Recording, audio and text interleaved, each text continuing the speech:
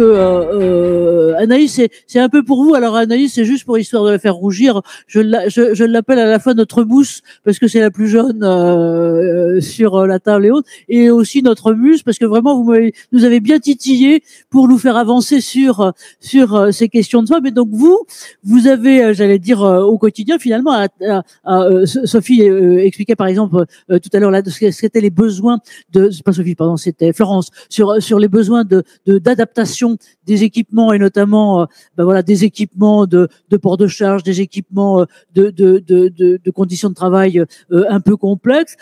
Comment vous voyez ça? Je dirais presque à 360, c'est-à-dire à la fois avec vous comme fille dans une équipe qui est beaucoup féminine, hein, je vais cafeter chez Japet et chez Japet Médical là-dessus, et puis avec des populations. Et donc nous, on a eu par exemple à échanger sur les questions des soignantes par exemple, et sur qui sont le plus souvent 70% des femmes, hein, des filles qui sont dans les établissements hospitaliers. Voilà.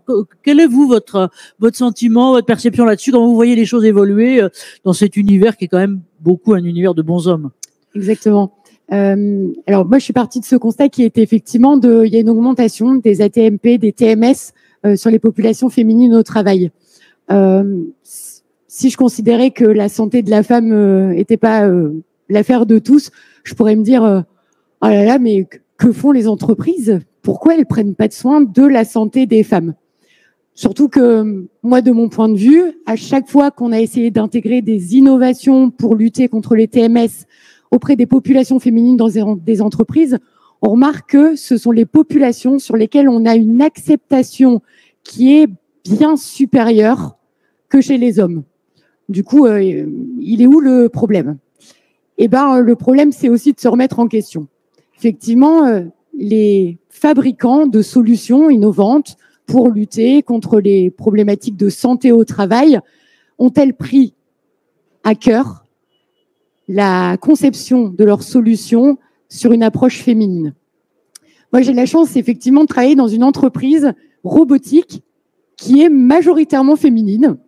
Normalement, on a plutôt tendance à avoir des populations masculines. On a la chance, nous, d'avoir beaucoup de femmes qui, du coup, ont permis de prendre, dès la conception de la solution, la morphologie féminine au cœur de sa stratégie.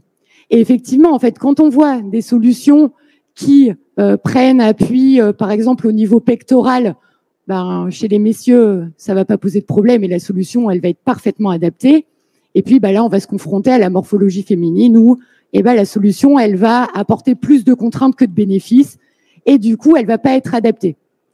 Donc, est-ce que c'est à toutes les entreprises de prendre en compte, d'intégrer au sein de leur structure, au sein de leur recherche et développement, la notion de la femme, les spécificités de la femme, tant sur le développement de la solution, mais aussi de comment est-ce qu'on va intégrer ces nouvelles solutions auprès des populations féminines pour que ça puisse avoir un réel impact et que les solutions de demain pour lutter contre les problématiques de TMS, par exemple, dans les entreprises, puissent aussi bien être adaptées sur un homme que sur une femme et qu'on puisse voir cette tendance d'ATMP diminuer au global sur les hommes comme sur les femmes.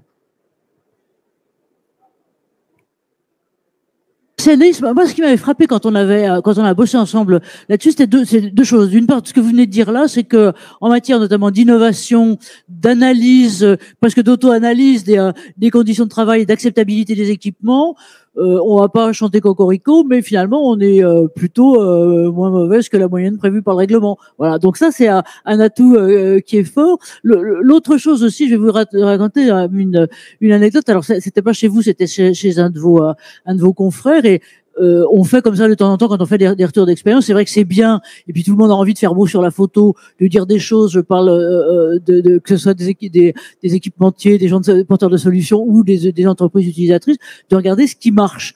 Et là, je veux dire qu'il avait le courage de regarder un exemple qui était dans un hôpital d'un truc qui avait capoté, quoi. En gros, disons les choses, parce que en gros l'équipement avait un équipement qui avait été conçu pour, j'allais dire, des bons hommes un peu plus plutôt nordiques, donc grands, minces et tout, et puis utilisés par des filles plutôt d'Europe du Sud, donc plutôt moins grandes, plutôt dodues et autres. Et donc échec total en dehors de l'adaptation même, c'était la question d'acceptabilité, j'allais dire culturelle et culturelle là-dessus. Et ça, on a vraiment besoin de travailler là-dessus. Ce que vous me disiez aussi, Alice, c'est que finalement, en travaillant par exemple vous sur vos exosquelettes, c'est que les morphologies féminines ont une variabilité et une différence beaucoup plus importante finalement que les morphologies masculines. Et donc là aussi, sur les théoriques 50 ou 55% d'emplois féminins, voilà. Alors